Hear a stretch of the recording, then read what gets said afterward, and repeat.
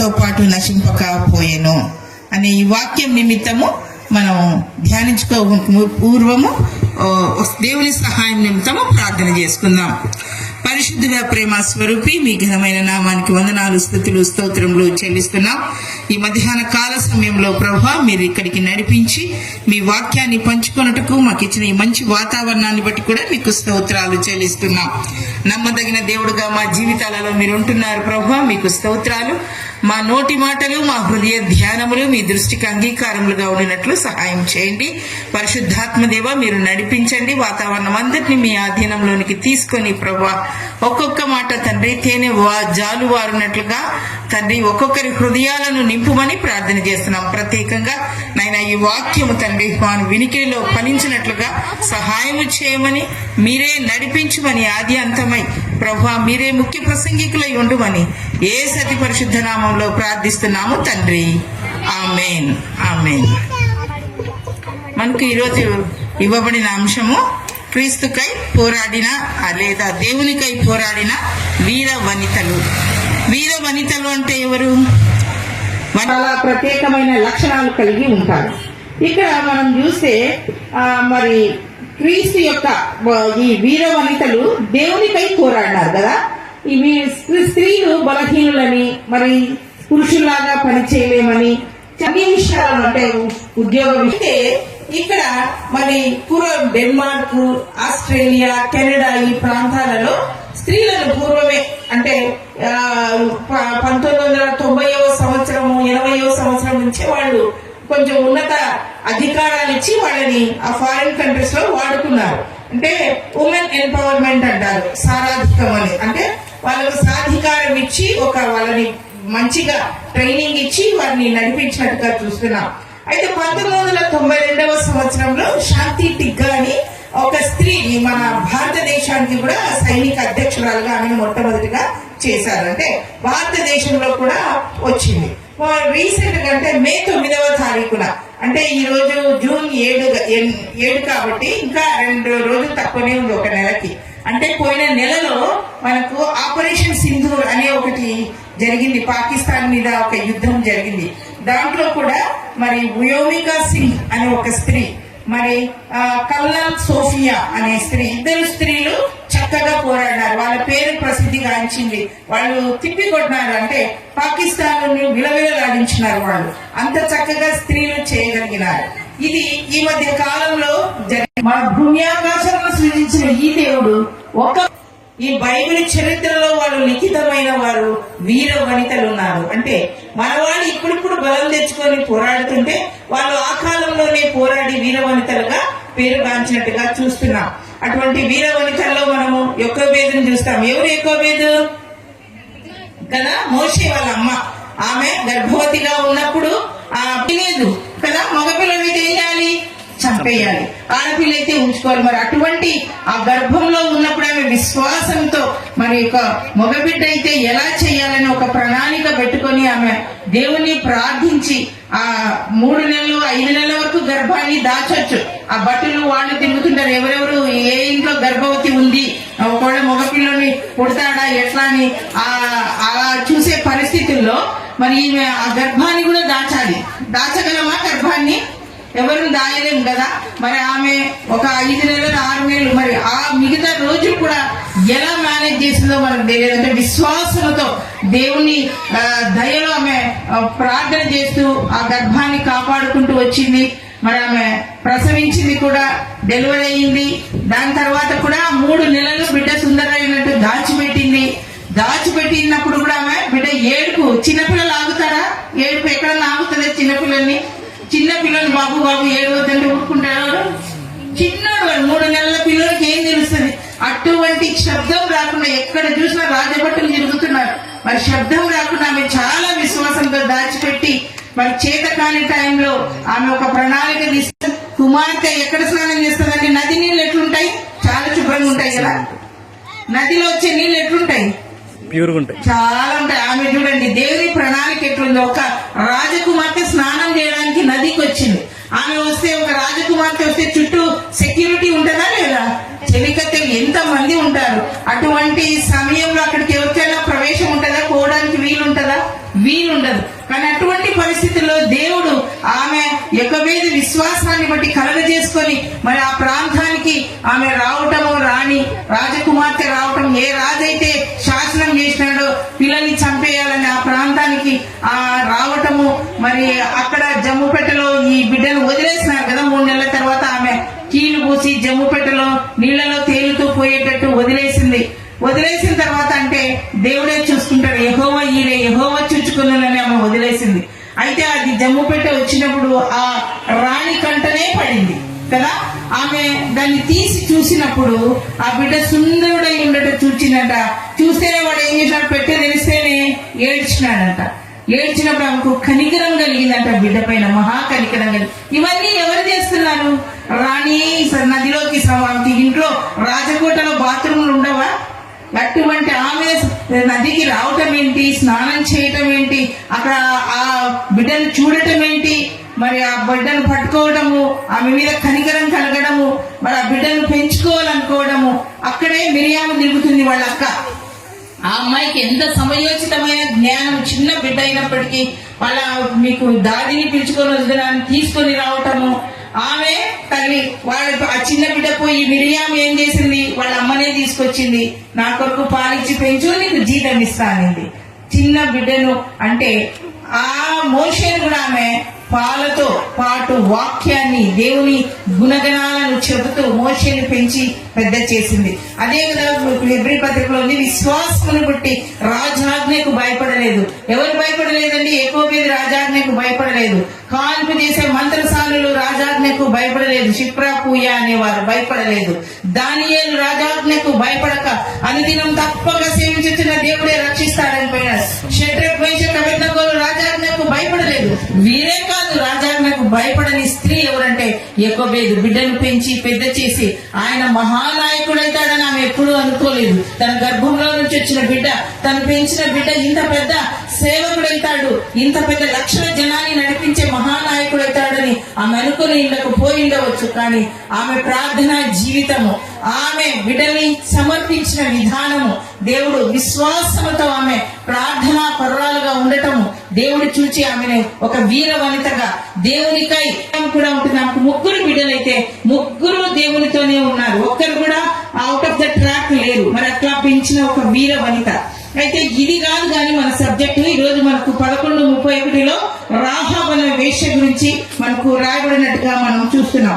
ఈ వీర వనితలు అన్న వాళ్ళు ఎందుకు వాళ్ళు ప్రత్యేకత అంటే వాళ్ళకు ఒక ప్రత్యేక లక్షణాలు ఉంటాయి. వాళ్ళలో మొట్టమొదటిగా ఏముంటదంటే ధైర్యం ఉంటది. యెహోవా యందు భయభక్తులు కలిగింట, సామెతలు 14:26లో రాయబడింది కదా. యెహోవా యందు భయభక్తులు కలిగింట బహు ధైర్యము పుట్టించిన. దేవుని యందు భయభక్తులు కలిగి ఉంటే ధైర్యము వస్తుంది. కాబట్టి ఈ వీర వనితల్లో ఉన్న మొట్టమొదటి లక్షణం ఏముంటదంటే వాళ్ళకు ధైర్యం ఉంటది. సింహం అంట ఒక గంటకు 50 కిలోమీటర్లు పరిగెత్తుతుందంట. జింక ఉంది కదా, జింక 90 కిలోమీటర్స్ అంటే 90 కిలోమీటర్లు వేగంగా పరిగెత్తుతుందంట. ఎవరు ఎక్కువ స్పీడ్ గా పరిగెత్తుతారు? జింక కదా. అయితే మరి సింహం జింకను పట్టుకోగలదా? ఎందుకంటే జింక ఎక్కువ స్పీడ్ గా పరిగెత్తుతుంది, సింహం తక్కువ స్పీడ్ లో పరిగెత్తుతుంది. అయితే జింకను వేటాడుతుందంట, సింహం పట్టుకుంటదంట. ఎందుకంటే ఈ జింకకు వేటాడే మరి పరిగెత్తే స్పీడ్ ఎక్కువ, పీచితనంతో భయంతో వెనక్కి తిరిగి చూస్తుందంట. సింహం వస్తుందా లేదా, సింహం వస్తుందా లేదా, సింహం వస్తుందా లేదా అని చూసుకుంటూ భయంగా ఆ పిరికితనంతో ఉండటం వల్ల సింహానికి వేగం తక్కువ అయినప్పటికీ ఈ జింకలు పట్టుకొని వేటాడి తింటదంట. కాబట్టి మనలో కూడా పిరికితనం ఉంటే సాతాను ఏం చేస్తుంది? పట్టేసుకుంటారు. మనము సింహం వలె ధైర్యంగా ఉండే వాళ్ళము, ఒక ధైర్యవంతుడైన దేవుని పిల్లలము. భయభక్తులు కలిగి ఉంటే మనము ధైర్యం కలిగి ఉంటాము. మరి అంతేకాకుండా వాళ్ళు బలం కలిగి ఉంటారు. ఈ వీరవనితలు ఎలా ఉంటారంటే బలం కలిగి ఉంటారు. దావీదేమన్నాడు? యెహోవా నా బలమా అన్నాడు. నా బలం, నా సైన్యాధిపతులు ఉన్నారు, వాళ్ళు ఉన్నారు, వీళ్ళున్నారు అనుకోలేదు. నాకు మంచి మిలిటరీ ఉంది, నాకు యోవాబు ఉన్నాడు, అభిషేక్ ఉన్నాడు, ఆశాహేలు ఉన్నాడు, ఇట్లా అనుకోలేదు. ఎవరు అనుకున్నాడు? నా బలము దేవుడే, యెహోవా నా బలమా అన్నాడు. మనకు ఆత్మ బలం కలిగి ఉండాలి. వీళ్ళు బలం కలిగిన వారై ఉంటున్నారు. నన్ను బలపరచువాని ఎందే నేను సమస్తము చేయగలని నా ఫిలిప్పీ 4:13లో రాయబడి ఉంది. ఎఫెసీ 6:20లో కూడా ప్రభు యొక్క మహాశక్తిని బట్టి బలవంతులయుండుడి అని కూడా రాయబడింది. కాబట్టి ఆత్మలో బలము కలిగిన వారు వీర వనితలుగా మారతారు. అంతేకాకుండా వీళ్ళు ఎట్లా అంటుంటారంటే, శత్రువుని యుద్ధంలో మరి పోరాడాలంటే మనకేముండాలి? పోరాడే వాళ్ళ సైనికులు మామూలుగా మనలాగా పోతారా? వాళ్ళు ఒక యూనిఫామ్ వేసుకొని ఉంటారు, వాళ్ళకి గన్లు ఉంటది, వాళ్ళ దగ్గర చాలా చాలా ఆయుధాలు ఉంటాయి కదా. మనకు కూడా దేవుడు ఎఫెసీ పత్రిక 6వ అధ్యాయంలో ఇచ్చినాడు కదా, ఏం వేసుకోవాలి? సర్వాంగ కవచాన్ని మనం కూడా ధరించాలి. తలకు దెబ్బ తగలకుండా హెల్మెట్ కదా, అది రక్షణ అనే శిరస్త్రాణము, నీతి అనే మైమరు, సత్యం అనే బెల్ట్ కట్టుకోవాలి, పాదాలకు వేసుకోవాలి, చేతిలో వాక్యం అనే ఖడ్గము, విశ్వాసం అనే డాలు పట్టుకోవాలి. ఇవన్నీ కూడా మనల్ని మనం రక్షించుకోవడానికి. కానీ వాక్యం అనే ఖడ్గము మాత్రము సాతాన్ని గొడవడానికి. ఇది ఇక్కడ పెట్టుకున్నా నడుము కట్టుకున్నా ఇవన్నీ మనల్ని మనం కాపాడుకోవడానికి. కానీ శత్రువుని చంపడానికి మన చేతిలో ఒక ఖడ్గం ఉండాలి, అది వాక్యం అనే ఖడ్గం. సో ఈ వాక్యం అనే ఖడ్గము వీరవనితల చేతులలో ఉంటది కాబట్టి వాళ్ళు ఎప్పటికైనా దేవుని కోసము పోరాడగలరు, వాళ్ళు యుద్ధంలో జయించగలరు, శత్రువుని మట్టి కల్పించగలరు వాళ్ళు. అంతేకాకుండా మరి వీళ్ళు వీరవనితలు అని అంటే అల్లాటప్పుగా ఉండరు, వాళ్ళు ప్రయాసంతో వాళ్ళు ఉంటే. ఈ సైనికులు ఎట్లా చేస్తారు? ఉదయాన్నే లేస్తారు, లేచిన తర్వాత వాళ్ళు ఏం చేస్తారు?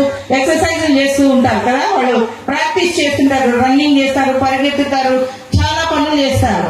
కానీ ఊరికేనే మనం ఇంట్లో పండుకొని 7 గంటలకు లేచి 8 గంటలకు లేచి నేను కూడా వీరవనితను, నేను కూడా అప్పుడు ప్రార్థన చేసినంటే కాదు.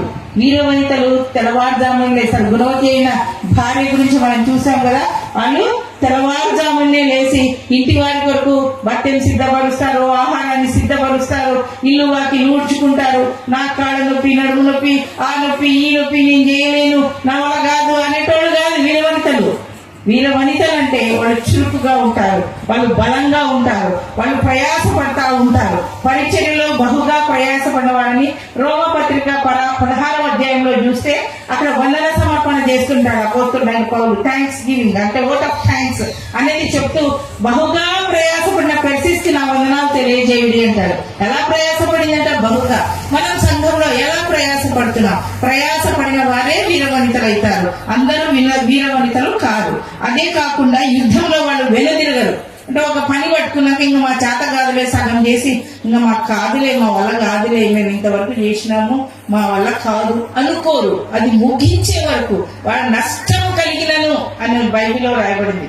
ఒక మాట ఇస్తే వాళ్ళు నష్టం కలిగినను గాని మాట తప్పరంట, నష్టానికైనా పోతారంట కానీ మాట తప్పరు. వీరవనితల ఈ లక్షణాలు మనము చూస్తున్నాం. మనము మన టాపిక్ లో ఈరోజు రాహాబు అనే ఒక వేశ్య గురించి మనము నేర్చుకోబోతున్నాము. ఈ రాహాబు అనే ఆమె ఒక వేశ్య అని బైబిల్లో రాయబడింది. ఈమె గురించి న్యాయాధిపతుల గ్రంథము యెహోషువ గ్రంథము 2వ అధ్యాయంలో మనం చూస్తాము. యెహోషువ గ్రంథము 2వ అధ్యాయంలో మనము చూస్తాము ఈమె ఎవరు అనేది. ఈ విషయాన్ని ఈమె వేశ్యాన్ని పేర్కొనబడింది. ఈమె గురించి మరి యాకోబు పత్రికలో రాయబడింది, మరి యెహోషువలో రాయబడింది, హెబ్రీ పత్రికలో కూడా రాయబడింది, అట్లే మత్తయి సువార్తలో కూడా రాయబడింది. కానీ ఈ 3 చోట్ల మనం రాసినప్పుడు ఈ రాహాబను వేశ్య అని రాసినారు. అంటే యెహోషువలో కూడా రాహాబను వేశ్య అని రాసినారు 2వ అధ్యాయంలో. యాకోబు 2వ అధ్యాయంలో మీరు గమనిస్తే 25 వచ్చిన రాహాబను వేశ్య అని రాస్తున్నారు. మళ్ళీ హెబ్రీ పత్రికలో కూడా రాహాబను వేశ్య అని రాస్తున్నారు. అయితే ఈమె మత్తయి సువార్తలో వచ్చేవాటికి 1:5లో చూస్తే రాహాబు షల్మాను నందు బోయాజుకనెను అని ఉంది. అక్కడ రాహాబు వేశ్య లేదు. మత్తయి సువార్తలో ఆమె వేశ్య కాలేదు. ఈ 3 ప్రదేశాలలో వేశ్య అయిన ఆమె మత్తయి సువార్తలో ఎందుకు వేశ్య కాలేదు అంటే, మత్తయి సువార్తలో వచ్చేటికి ఆమె క్రీస్తు వంశావళిలో చేర్చబడింది, క్రీస్తుని హృదయంలో చేర్చుకుంది, మార్పు చెందింది. ఆమె ఒక విజేతగా నిలిచిన ఒక వీరనారిగా నిలబడింది, విశ్వాసిగా మారిన ఒక వేశ్య. కాబట్టి ఆమె జీవితాన్ని ఎన్నికలేని ఆమె ఎడల దేవుడు యెహోవా ఒక ఏర్పాటును చేసి ఆమెను ఒక విజేతగా, వీర వనితగా, దేవునికై పోరాడిన విశ్వాసిగా ఆమెను తయారు చేసినారు. విశ్వాసమును బట్టి ఆమె అక్కడ నీతిమంతురాలుగా తీర్చబడినట్టు మనం చూస్తున్నాం. కాబట్టి ఈ 3 ప్రాంతాలలో కూడా ఆమె వేశ్యగా పిలువబడిన మత్తయి సువార్త యేసుక్రీస్తు వంశావళికి వచ్చేవాడికి ఆమె నీతిమంతురాలైంది, యేసు రక్తంలో కడగబడింది కాబట్టి నీతిమంతురాలుగా మార్చబడినట్లు చూస్తున్నాం. ఈమెకు వంశం లేదు, ఈమెకు ఒక మంచి గోత్రం లేదు, మరి ఆమెకు ఒక మంచి పేరు కూడా లేదు. వేషాలకి ఏమైనా మంచి పేరు ఉంటుందా అండి? ఎవరైనా మనకు మంచి వ్యక్తులు క్యారెక్టర్ లేదనుకోండి, వాళ్ళని మగ్గిస్తే మనం ఇట్లా నవ్వుతాం కానీ వెనకాల వెంటనే ఆమె గురించి ఒక కామెంట్ వస్తుంది అని అనుకుని పోతారు. అంటే వాళ్ళకు ఒక గౌరవము, ఒక మర్యాద ఉండదు. ఎందుకంటే వాళ్ళు ఎన్నో కుటుంబాలను పాడు చేస్తుంటారు, వాళ్ళు పాడు చేసుకుంటూ కుటుంబాలను పాడు చేస్తుంటారు, వాళ్ళు ఆరోగ్యాన్ని పాడు చేసుకుంటూ ఇతరుల ఆరోగ్యాన్ని కూడా, చాలా మంది మగవారి ఆరోగ్యాన్ని కూడా వాళ్ళు పాడు చేసేవాళ్ళు. కాబట్టి పాడు మనుషులు అని కూడా వాళ్ళని అంటారు వేషలు. కానీ ఈమె వేశ్యావృత్తిలో ఉంది. ఆమె ఇల్లు ప్రాకారం మీద కట్టుకుందంట, కొండపైన పోయి కట్టుకుందంట. మామూలుగా కొండల ప్రాంతాలలో, ఎత్తైన ప్రాంతాలలో కట్టుకోవడానికి అనుమతి ఉండదు, కానీ ఈమెకు అనుమతి ఉంది. ఎందుకంటే రాజుల రికమెండేషన్ ఉంది ఆమెకు. ఆ పెద్దలు, మత పెద్దల అంటే మంచి సత్సంబంధాలు ఆమె కలిగి ఉన్నట్టుగా చరిత్ర చెప్తుంది. రాజులతో, మత పెద్దలతో, అక్కడ ఉన్న రాజకీయ నాయకులతో మంచి సంబంధాలు కలిగి ఉండటం వల్ల ఆమెకు పర్మిషన్ ఇచ్చినారు కట్టుకోవాలి. అయితే ఆమె వేశ్యావృత్తి చేస్తూ కూడా మరి చరిత్ర చెప్తుంది ఆ ఇల్లు ఒక పూటకూల ఇల్లు లాగా, అంటే పూటకూల వాళ్ళు ఉండేవాళ్ళకి వాళ్ళు భోజనాలు పెట్టేవాళ్ళు అనమాట. అక్కడికి వెళ్తున్న వారికి వాళ్ళు డబ్బులు ఇస్తే భోజనం పెడతారు, మన హోటల్స్ లాగా. కాకపోతే హోటల్లో భోజనం రెడీగా ఉంటది, వీళ్ళ దగ్గర రెడీగా ఉండదు. పోయి ఇంతమంది ఉన్నాం, మేము 16 మంది ఉన్నాం, మాకు భోజనం కావాలి, 5 మంది ఉన్నాం, భోజనం కావాలి, అట్లా అంటేనే వాళ్ళు భోజనము అరేంజ్ చేయగలరు. సో ఆమె ఇంటి ముందు ఒక భక్తుడు రాస్తున్నాడు, ఆమె ఇంటి ముందు బోర్డు ఉందంట, మీల్స్ రెడీ, గర్ల్స్ రెడీ. ఏముందంట? మీల్స్ రెడీ, గర్ల్స్ కూడా రెడీ. అంటే ఆ ఇల్లు ఎలాంటి ఇల్లు అనేది మనకు, ఆమె స్వభావం ఎలాంటి స్వభావం. ఆమె పేరు రాహాబు అంటే విశాలత అని అర్థం. అంటే మనకు 2 మార్గాలు ఉన్నాయి కదా. ఏ మార్గాలు? ఇరుకు మార్గం, ఇరుకు మార్గము, విశాల మార్గము, 2 మార్గాలు ఉన్నాయి. ఈమె ఏ మార్గం ఎంచుకుంది? విశాలమైన మార్గంలో ఎంచుకుంటూ విచ్చలవిడి జీవితం జీవిస్తూ, భక్తి లేని జీవితం జీవిస్తూ, దేవుడు లేని జీవితం జీవిస్తూ ఆమె జీవన విధానం ఇలా సాగిపోతూ ఉండగా మనకు అక్కడ ఏం జరిగింది అని అంటే, యోర్దాను యోర్దాను నది తెలుసు కదా, నదికి యువతల యెహోషువ, ఇశ్రాయేలీలందరూ ఉన్నారు. మోషే చనిపోయిన తర్వాత దేవుడు యెహోషువకు కూడా ప్రత్యక్షమై మోషేకు తోడై ఉన్నట్లు, నేను నీకు తోడై ఉంటాను, నిన్ను నడిపిస్తాను, భయపడకును, నీ బలం కలిగి ధైర్యంగా ఉండమని యెహోషువని దేవుడు ధైర్యపరిచాడు.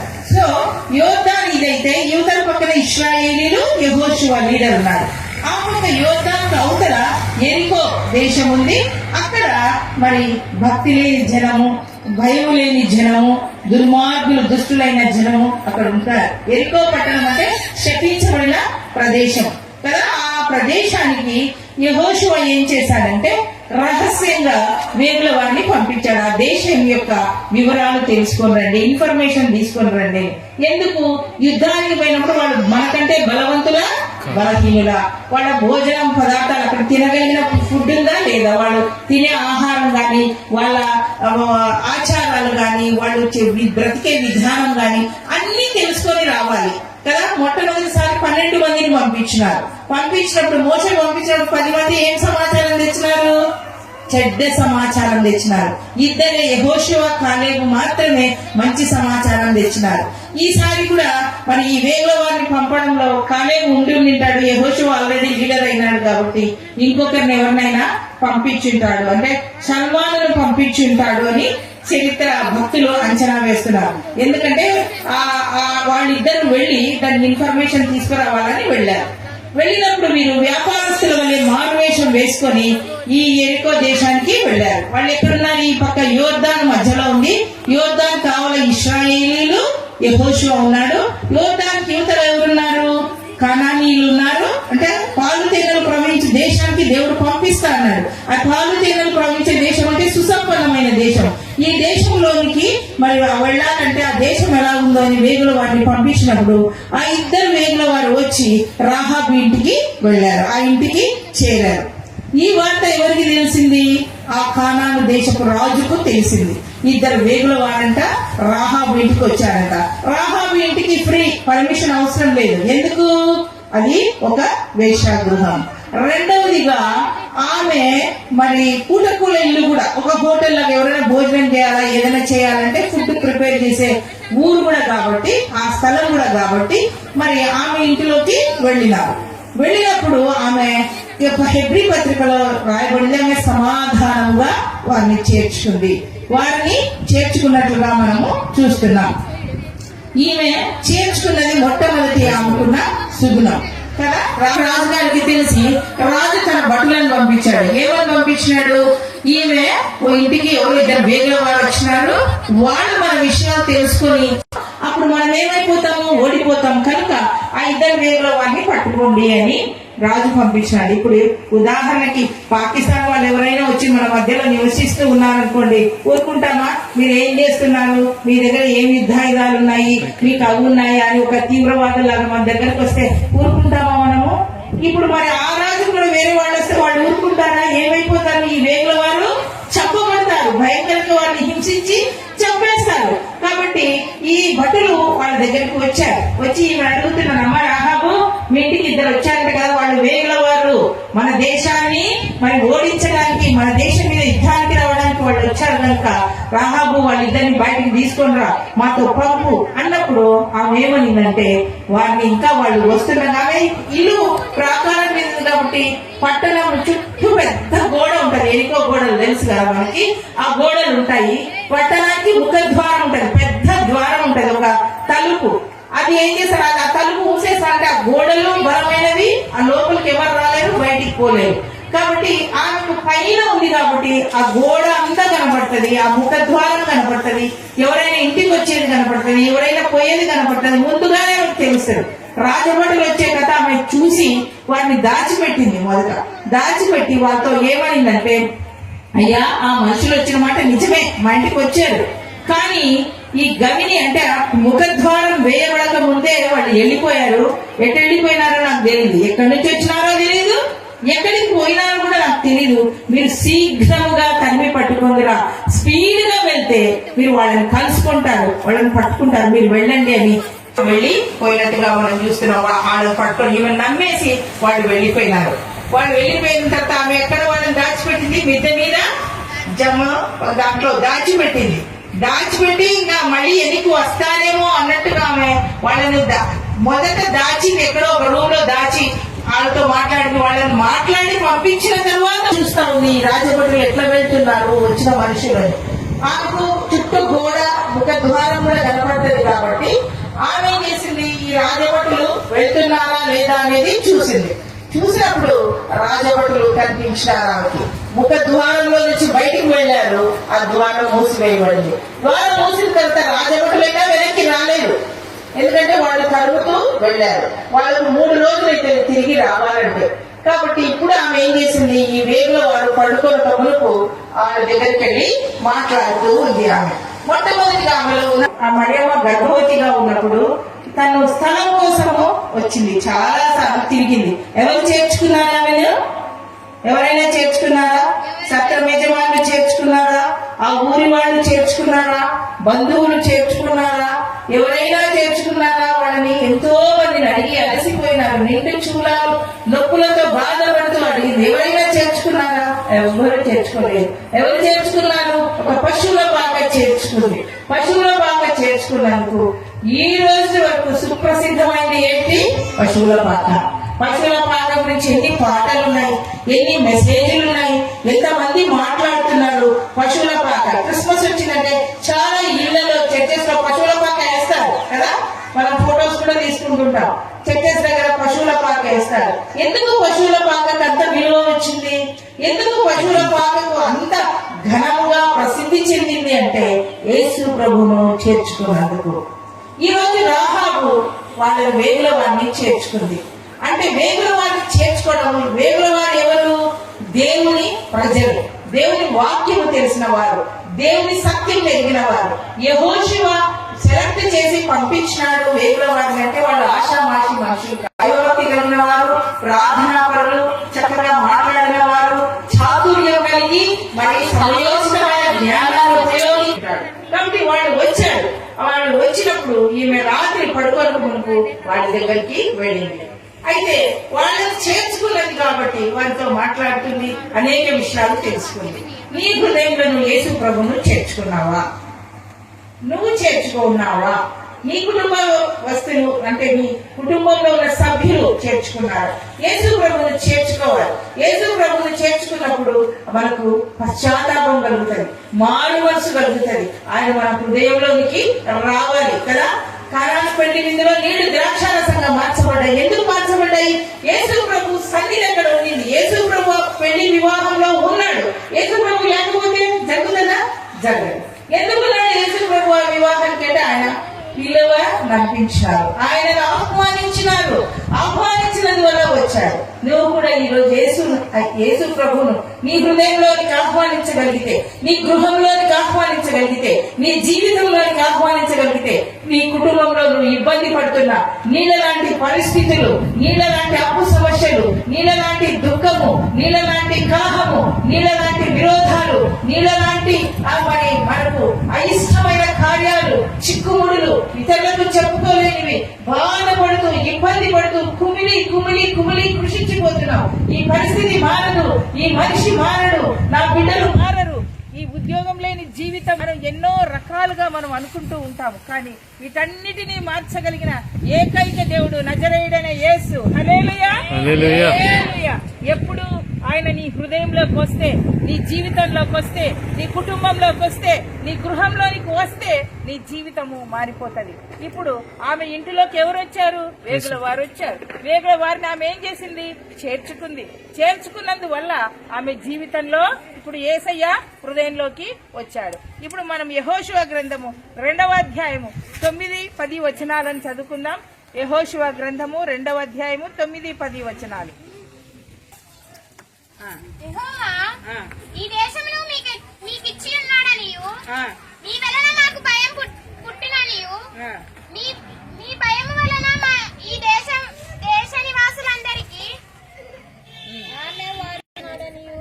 మీ వలన మాకు భయం పుట్టిననియు, మీ భయం వలన ఈ దేశ నివాసులందరికీ ధైర్యము చెడుననియు నేను ఎరుగుదును.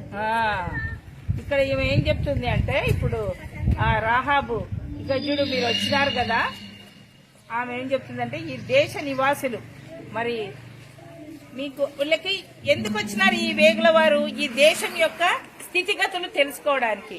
ఆ కాలంలో TV9 TV5 పోయి పెట్టి, అమ్మా మీ దేశం కథ చెప్పండి మాకు, మా గురించి మేము ఇశ్రాయేలీలం, మా గురించి మీరు ఏమనుకుంటున్నారు, మీరేమనుకుంటున్నారు మైకు పెడితే చెప్తారా? చంపి పాడేస్తాడు. మా దేశం గురించి నీకెందుకు అయ్యారని కదా. కాబట్టి వీళ్ళు ఇన్ఫర్మేషన్ తెలుసుకోవడానికి వచ్చినారు. కానీ దేవుడు రెడీమేడ్ గా వాళ్ళకి ఇన్ఫర్మేషన్ ఎవరి ద్వారా ఇస్తున్నాడు? రాహాబు ద్వారా ఇస్తున్నాడు. రాహాబు ఇన్ఫర్మేషన్ ఇస్తుంది వాళ్ళకు.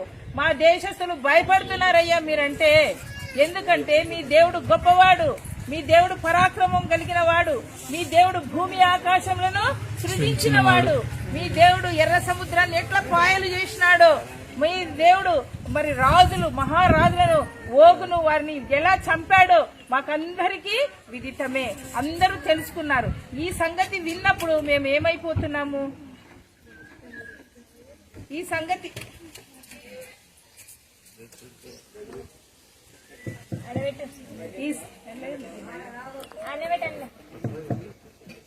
సంగతి వినినప్పుడు వాళ్ళు అంటున్నారు కదా, మీ దేవుడు ఎర్ర సముద్రాన్ని ఎట్లా పాయలు చేసినాడో మేము ఎరుగుదుము అని అంటున్నారు. ఎర్ర సముద్రాన్ని దేవుడు పాయలు చేసినప్పుడు ఎవరున్నారు? ఇశ్రాయేలీలు ఉన్నారు అక్కడ. వాళ్ళ పరిస్థితి ఎట్లుందంటే, ముందు చూస్తే నుయ్యి, వెనక చూస్తే గుయ్యి. ముందు చూస్తే ఏముంది? ఎర్ర సముద్రం. చూస్తే ఫరో సైన్యం పరిగెత్తుకొని వస్తా ఉంది. ఈ పరిస్థితుల్లో ఇశ్రాయేలీలు అనుకున్నారు, మేము ఇక్కడే చచ్చిపోతాము, మాకు మరణమే ప్రాప్తి, ఇంకా వేరే దారి మాకు లేదు అని ఇశ్రాయేలీలు అనుకున్నారు. కానీ వీళ్ళేమో సాధారణ అనుకుంటుంది, అరణ్య వీరిని మూసివేసింది. మీరు నిర్గమకాండము 14వ అధ్యాయంలో కనుక గమనిస్తే,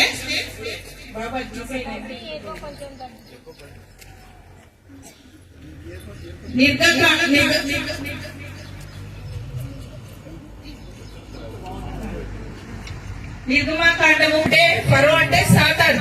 అక్కడ అంటున్నారు, ఈ అరణ్యంలో వీళ్ళని కప్పివేస్తాను, ఇక్కడ వీళ్ళని బంధించేస్తాను, వీళ్ళు ఇక్కడే చిక్కుబడిపోతారు వీళ్ళు బయటికి మన సమస్యలలో ఉన్నప్పుడు, మన ఇబ్బందులలో ఉన్నప్పుడు, మన కన్నీళ్లలో ఉన్నప్పుడు, మన కష్టాలలో ఉన్నప్పుడు అనుకుంటున్నాడు కదా, సాతాను అనుకుంటున్నాడు వీళ్ళ పని అయిపోయింది. ఈ కష్టాల కడిలిలో, ఈ కన్నీళ్లలో, ఈ ఆందోళనలో, ఈ కలవరాలలో వీళ్ళు బ్రతుకు ఇంతే, వీళ్ళు అయిపోయినారు, వీళ్ళు పరిసమాప్తం. ఈ రోజు ఆత్మహత్య చేసుకుని చచ్చిపోతుందో, కుటుంబమే చచ్చిపోతుందో, ఇంకేమైనా జరగచ్చు వీళ్ళకి, వీళ్ళ పరిస్థితి అయిపోయింది. ఆ రోజు ఆ పరిస్థితుల్లో సాతాను కూడా ఫరో రాజు అట్లా అనుకున్నాడు, వీళ్ళ పరిస్థితి అయిపోయింది అని. కానీ దేవుడు అనుకుంటున్నాడు, ఊరికనే నిలిచి చూడుడి, యెహోవా కలగజేయ రక్షణను చూడుడి, నేడు మీరు చూచుచున్న ఐగుప్తీయులను మరిక ఎన్నడూ చూడరు. దేవుడు ఏమంటున్నాడు, ఈ రోజు మీరు పడుతున్న కష్టాలు మరెన్నడూ చూడరు, అయిపోయింది. నేను డెలివరెన్స్ ఇచ్చేస్తున్నాను, మీకు విడుదల ఇచ్చేస్తున్నాను, మీకు విమోచన కలగజేస్తున్నాను. మీరు బాధపడుతున్నారు, దుఃఖపడుతున్నారు, ఇబ్బంది పడుతున్నారు. ఎర్ర సముద్రం లాంటి సమస్యలు మీ ముందుంటున్నాయి, మేము దాటుకోలేము, మేము బయటికి రాలేము, మా వల్ల కాదు, మాకు దిక్కు లేదు, మాకు ముందు వెనక లేదు ఎవరు ఆదుకోవడానికి, మా పరిస్థితి ఇంతే, మా స్థితిగతి ఇంతే, మాకెవ్వరూ లేరు, మరణమే శరణ్యము, మాకు దిక్కు లేదు అని బాధపడుస్తూ ఏడుస్తూ ఉంటున్నావు వనితలారా.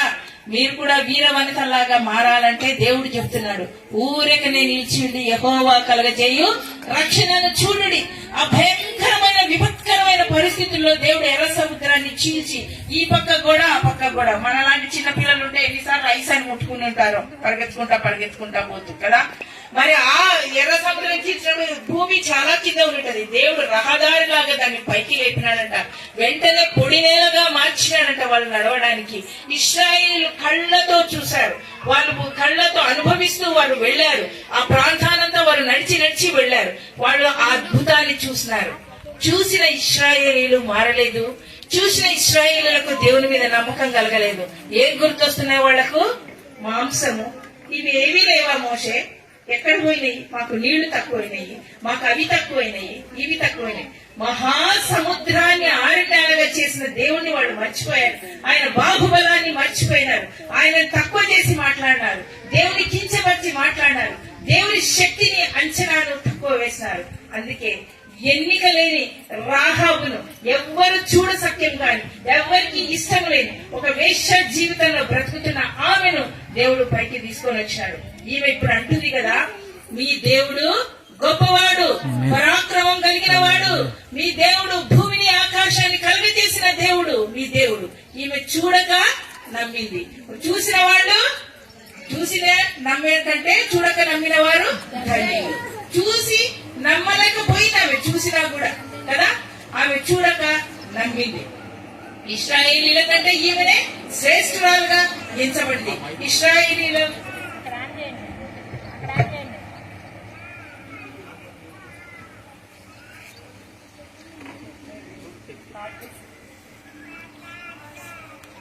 ఆ వంశావళిలోకి రాలేదు, కానీ రాహాబు రాగలిగింది. కారణం ఏంటంటే దేవుని ఒప్పుకుంది. ఆమె చూడకుండా కూడా ఆమె ఆ దేవుని విశ్వసిస్తూ దేవుని గురించిన పరాక్రమ కార్యాలను వివరించింది. ఆమె ఎందుకు దేవుడు ఆమె అంతగా ఇష్టపడి అంతగా యేసు ప్రభు వంశావళిలో చేర్చినాడు? ఎందుకు? ఆమె బాగా లాజిక్ గా